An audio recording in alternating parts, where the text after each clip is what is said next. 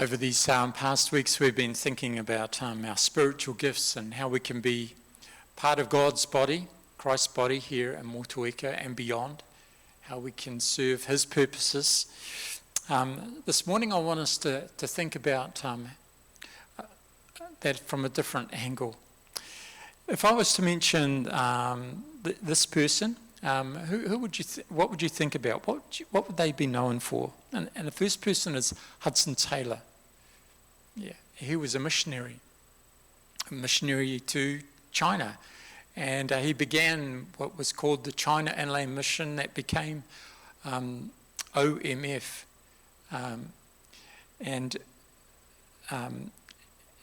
continues on to this very day. Another person. What if I was to mention Mother Teresa? Mother Teresa, an amazing woman of God who served the poorest of the poor. In fact, had a ministry to the dying on the streets of Kolkata. Her order was called the Sisters of Mercy. It continues to this day. She would gather up the dying on the streets of Kolkata and give them the dignity of some companionship and support in their last hours and days. If I was to mention James Dobson, who would you think about? What would you think about? It would be focused on the family. He had a heart for the family and to resource families. How about Nicky Gumbel? Nicky Gumbel's well known for Alpha, a tremendous ministry to reach people who are not believers, who are outside the church, who have questions of faith and life, and it's an opportunity to be able to learn and together and to address those questions. Here's somebody that is more local. How about Rissy Purilane? Yeah, Rissy is a New Zealand Black Fern Sevens rugby player. She's actually the captain. So she has a heart for sports and she's a great athlete. When I think about sports and God's gifts, I often think about Eric Liddell. Anybody know of Eric Liddell? Yeah, Chariots of Fire. He was represented Great Britain in the Olympics in 1924. I love this quote, famous quote of his. It's one of my favourites. He would say, God made me fast, and when I run, I feel God's pleasure. God made me fast, and when I'm doing that, I feel God's pleasure. And so this morning I want us to think about what is on your heart, because those people that I've just mentioned, you know them because you identify what was on their heart. We've been thinking over these past weeks about our shape and how God has made us. And our first of all, he's given us spiritual gifts. The H stands for heart. We're going to look at that this morning. We're going to look at abilities. We've already done that.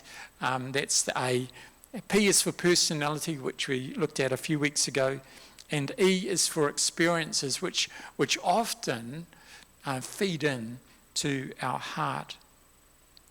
When we think about heart, the Bible uses it to describe our desires, our dreams, our motivation, and our purpose. All of those things come from our heart. And Jesus talked about the heart, and he told this parable about the heart in Luke chapter 6, and we're going to read that now. It says there, a good tree can't produce bad fruit, and a bad tree can't produce good fruit.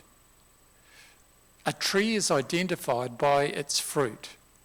Figs are never gathered from thorn bushes, and grapes cannot be picked from bramble bushes. A good person produces good things from the treasury of a good heart. And an evil person produces evil things from the treasury of an evil heart. What you say flows from what is in your heart. And Jesus uses the analogy of these fruit trees to say that, you never ever expect to get something bad from an apple tree. You never expect to get thorns from a fig tree. If you look at the fig tree, you expect to have figs. If you look at an apple tree, you rightly expect to have apples. And that's because they're just producing what's inside of them. And he says the same is true for people. Good people, he says, have good things flow out of them because that's actually what's in their heart. All you're seeing is the natural overflow of a person's heart. The same is true for evil people. When you see evil things happening, you know that's coming out of an evil heart. What you say, and as we'll look at this morning, what you do flows from what is in your heart. Ephesians chapter 2, verse 10. We've looked at this verse a number of times through this series, and it says there that we are God's workmanship or masterpiece. Literally, the Greek word is poema, which is where we get the word poem. So a poem doesn't just turn up. Somebody has to sit and create and craft a poem. And Paul is effectively saying that you are God's handcrafted piece of art, work of art. You're not an assembly line product. You're not mass-produced and without thought, but you are custom designed. You're a one-of-a-kind original masterpiece. God has deliberately shaped and formed you to serve him in such a way that makes your ministry and your work unique. In Psalm 139, we've looked at this passage a number of times. David praised God for this personal, amazing attention to detail that he had for him. Not only did God shape you before birth, but he knows every day of your life. And this means that nothing happens in your life that is insignificant. God uses all of it to mould you for what his purpose is for you, to help others, to bless others, to serve others, and to serve him. God will not waste anything. So over these past weeks, we've been thinking about our gifts, and a number of people have said to me, I'm still not sure about what my gifts are. And as I've talked with them, it's often been that they're struggling to see where they can use their gifts now. They may have used them in the past, but where can I use them now? Well, understanding where we can use our gifts is what we're going to think about this morning. I don't know if any of you know of Phil Vischer, but I'm sure all of you will know of VeggieTales, and he is the creator of VeggieTales. And he said this: there's no happier place than the intersection of God's will and your giftedness. No happier place than the intersection of God's will and your giftedness. And understanding what you have a heart for is a key to being at the right intersection. So the Bible uses the term heart to describe a whole bundle of things: our desires, our hopes, our interests, our ambition, our dreams, our affections, our compassion, causes we may have, burdens we may have, callings, purpose, destiny, vision, significance. There's such a big package there that surrounds our heart. And for each of us, every one of us here are motivated in different directions by what's in our heart. And just as we all have a different fingerprint, did you know you also have a different eye print and also a different voice print? Well, each of us also physically have a different heartbeat. Our hearts all beat at slightly different patterns. And in the same way, God has given us a unique emotional heartbeat that races when we think about certain subjects or activities or situations, those things that interest us, that draw us in. Every one of us instinctively care about some things more than we care about other things. And that doesn't make us a bad person or a better person. And just like we looked at with our gifts and with our personalities, there's not some that are better than others. Rather, they're just different. And we need all of the variety, as when we looked at the body. We need the variety of gifts. We need the variety of hearts to be able to see God's purposes fulfilled in his body.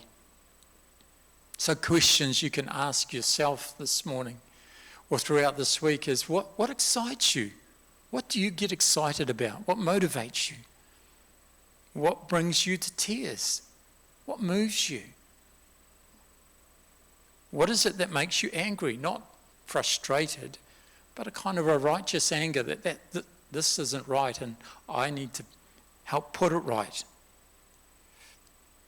When we're answering these questions, these will give us a clue as to where our heart is, as to what moves our heart. Do you know the Bible repeatedly exhorts us to love the Lord with all of our heart. Love the Lord with all your heart, soul, and mind and strength. So, how do you know when you're serving God from the heart? And the first one I'd like to suggest is that you have enthusiasm for it. You're motivated to do it. You see, when you're doing what you love to do, you're enjoying yourself. You don't watch the clock or count down the weeks. You don't need payment or rewards or applause. The opposite is true also. If you don't have a heart for it, you are easily discouraged. You just don't want to be there. You're always sort of looking at the clock or taking a break. It may not be the right role for you or the right place for you. And if you feel discouraged, if you don't have that enthusiasm, then it's probably best that you stop it. Find something else. Find somewhere else to use your gifts. The second one is that there's an impact or effectiveness. You get good at what you do, and people are drawn to whatever it is that you do. People are impacted and helped, and you'll want to maximize the opportunities. Changes will happen. There'll be impact and effectiveness for those that are involved. You see, the way that our lives get shaped is by experiences. And some of them are good experiences.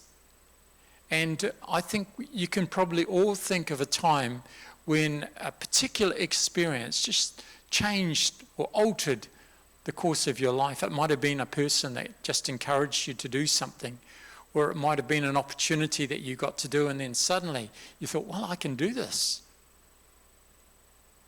There are also bad experiences that shape us. Sometimes those bad experiences give us kind of a righteous anger, a desire for justice, a desire for putting things right. When we understand what's on our heart, we are answering where God wants to use us. And those places may be outside the church. For many of us, we've been taught that the gifts are for the church.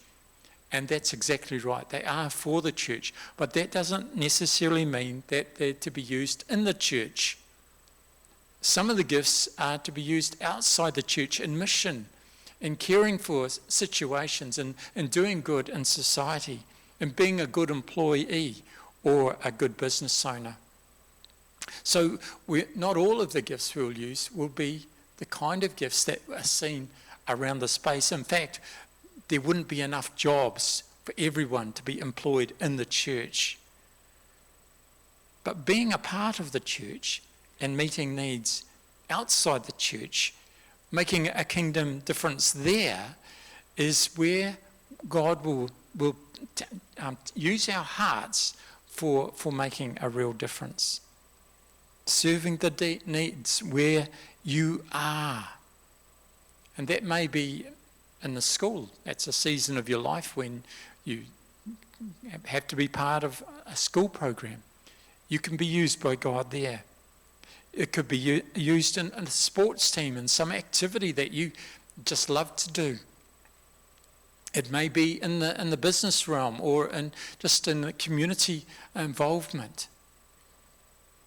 It doesn't have to be Christian, because God wants you to have a heart to bless, to bring his shalom into any place that where you are. So the questions I have for you this morning: what is on your heart? What do you have a heart for? And then once you've decided that, once you've discerned that, use the gifts that you have there. Make a kingdom difference there, wherever there is. Amen.